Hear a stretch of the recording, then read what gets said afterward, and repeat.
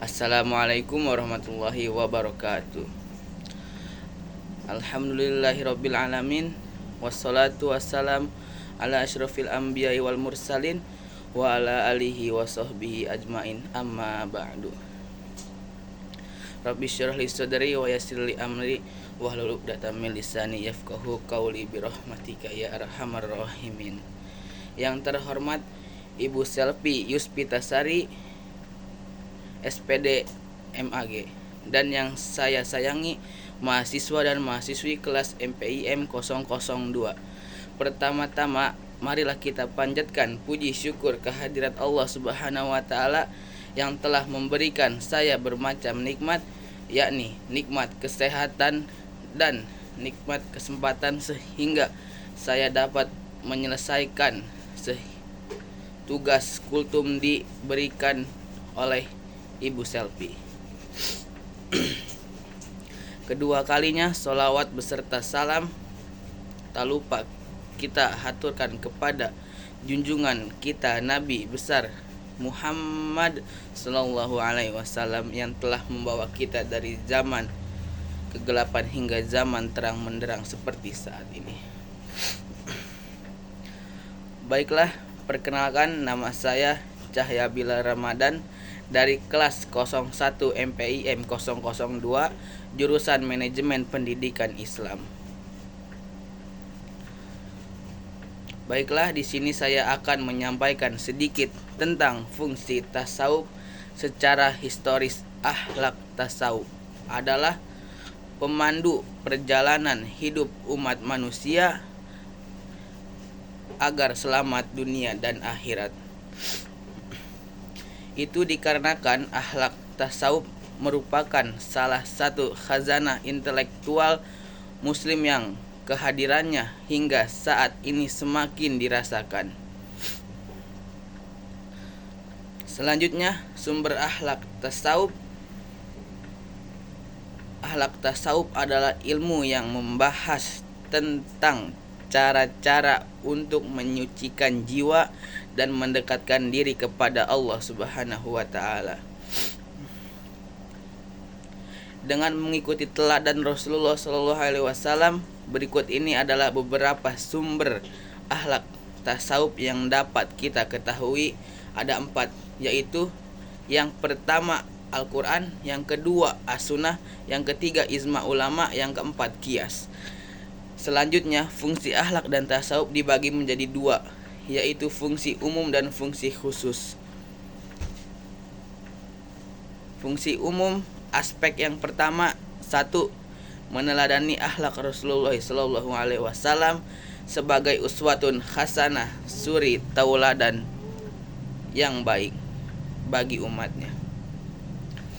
Yang kedua, menyeimbangkan antara kehidupan keduniawian dalam kurung kebutuhan material dengan kehidupan spiritual, kebutuhan rohani atau agama. Fungsi khususnya yaitu aspek kedua, peneduh jiwa saat kehilangan visi, kelalaian karena kemajuan pengetahuan dan teknologi. 2. Penguat psikis dalam kurung penghilang stres. 3. Penguat tali persaudaraan, ukhuwah Islamiyah. 1. Membersihkan hati dalam berhubungan dengan Allah. 2. Membersihkan jiwa dari pengaruh materi. 3. Menerangi jiwa dari kegelapan. 4. Memperteguh dan menyuburkan keyakinan beragama. 5.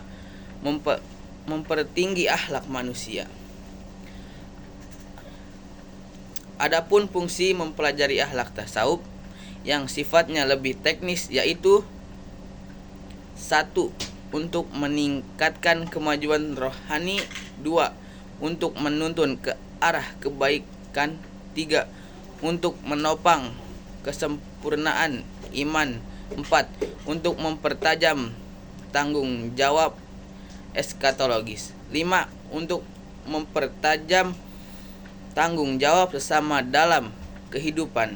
6. Untuk menjaga martabat manusia.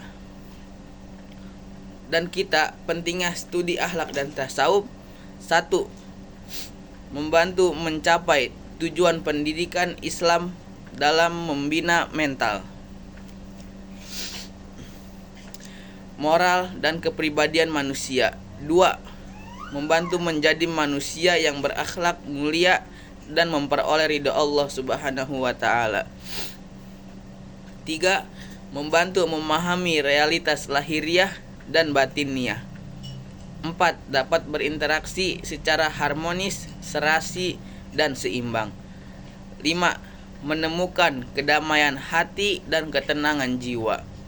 6.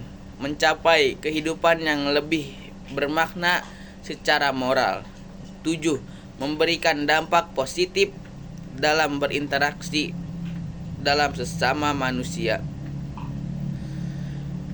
8. Menciptakan dunia yang lebih baik secara keseluruhan. Pentingnya studi akhlak dan tasawuf. Kesimpulannya, akhlak dan tasawuf adalah dua hal yang saling berkaitan dalam Islam. Akhlak adalah tingkah laku yang baik yang mengatur hubungan antara sesama manusia.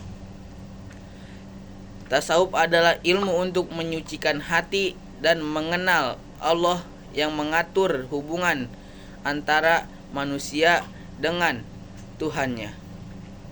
Keduanya merupakan intisari dari syariat Islam yang diajarkan oleh Rasulullah Shallallahu Alaihi Wasallam dengan mempelajari dan mengamalkan akhlak dan tasawuf. Kita dapat mencapai kebahagiaan dunia dan akhirat.